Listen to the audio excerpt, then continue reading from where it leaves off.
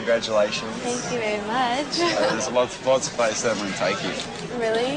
You're going to show me around? I'm going to show you around. Be my tour guide? I'm going to be a personal Australian tour guide. Oh, I like it. Basically, it documents my move to New York City. You know, I'm born and raised in Los Angeles, so it's been nice to step out of that bubble for a little while. Meeting new friends, getting a new job, just all the trials and tribulations of a new life here in New York. You haven't actually been the title character, the person narrating the show, so how is it different this time around? I don't know that we're going to have any narration on the show on this one. I think we're trying to change it up a little bit, but it's definitely very strange to be at the center of it all. It's something that I wasn't quite prepared for and something that I never really had a goal to be, you know. I always wanted to be in the fashion industry, I knew that, but to be on television was something I was trained for, so it's been strange. I like to think I'm the same Whitney, just like a little bit less naive, you know? I can't trust everybody, and that's what it comes down to. I have to kind of get to know people and let time tell me who's really trustworthy and who's not. Everybody knows each other here. How does that happen? It's like scenes, you know?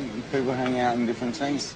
I feel like that's part of the reason why I left LA. It was so that I could just like be a stranger. Are we still going to see the same fun facial expressions? I think it's a big part of who I am, and I show a lot about how I'm feeling through my face, so I think it'll it's so definitely. endearing. I think that's a lot of what I'm known for. The curling iron incident. Yeah. Oh my God.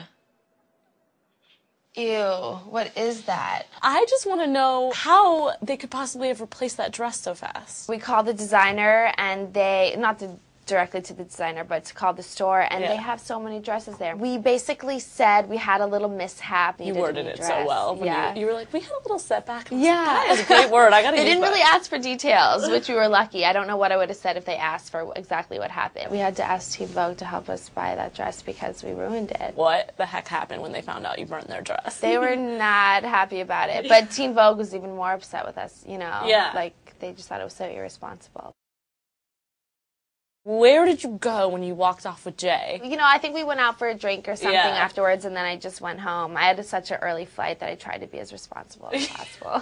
Now, how does that work when you meet a guy on camera? Basically, what happens is I go up to him aside from camera. I'm doing this thing, like, I really like you. I think you're cute. I don't. You really had to say that. I didn't say I really like you, but I was like, I think you're cute.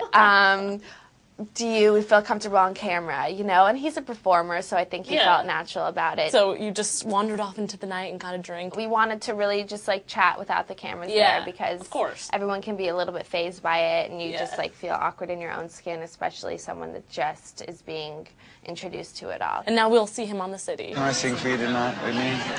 Yeah, that's so cute. Yes. I can?